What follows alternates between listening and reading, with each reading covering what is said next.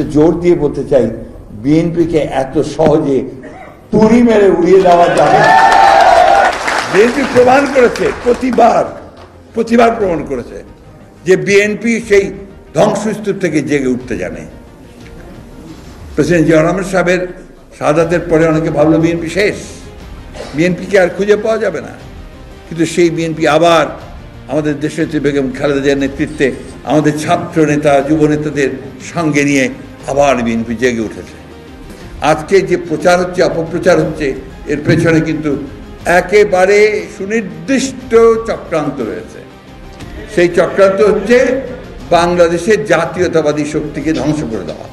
সেই চক্রান্তটা হচ্ছে যে নেতা যিনি উঠে আসছেন, যার একটা সম্ভাবনা দেখা দিয়েছে, সে তারেক রহমান সাহেবকে নিশ্চিহ্ন করা, তাকে খারাপ জায়গায় ফেলে দেওয়ার চেষ্টা করা।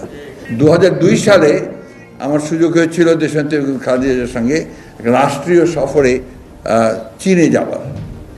তো সেখানে প্রচণ্ড শীত ছিল, সে সময় ডিসেম্বর মাস, এত বরফ পড়ছিল যে বাইরে কোনো অনুষ্ঠান করা সম্ভব ছিল না। গ্রেট হলের ভেতরে ম্যাডামকে সেই আপনার গার্ড অফ অনার, তাকে রিসেপশন দেওয়া হলো। দেওয়ার পরে যখন ম্যাডাম প্রধানমন্ত্রীকে নিয়ে, চীনা প্রধানমন্ত্রীকে নিয়ে তার সঙ্গে যারা সফরে এসেছিলেন, গিয়েছিলাম আমরা, পরিচয় করে দিচ্ছেন।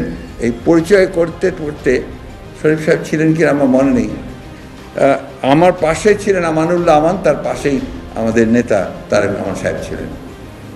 তো তারেক রহমান সাহেবের সামনে গিয়ে যখন উনি বললেন যে মাই সান, তো প্রধানমন্ত্রী তার সঙ্গে হাতটা ধরে শক্ত করে ঝাঁকি দিয়ে বললেন, carry the flag of your father and mother. এই ফ্ল্যাগটাকে তারেক সাহেব ক্যারি করছেন দেখেই আজকে কিন্তু তারেক সাহেব। এই কথাটা আমাদেরকে সবসময় মনে রাখতে হবে।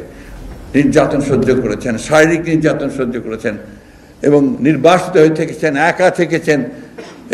এই যে একটা চরম একটা পরিবার থেকে বিচ্ছিন্ন হওয়া, সব কিছু মিলিয়ে তারপরে কিন্তু তারেক রহমান সাহেব মাথা নত করেননি, তার মায়ের মতোই। তার মা যেমন মাথা নত করেননি, তিনিও তেমনি মাথা নত করেন। সেইখানেই তারেক রহমান সাহেব নিঃসন্দেহে আমাদের হোপ, আমাদের ভবিষ্যৎ,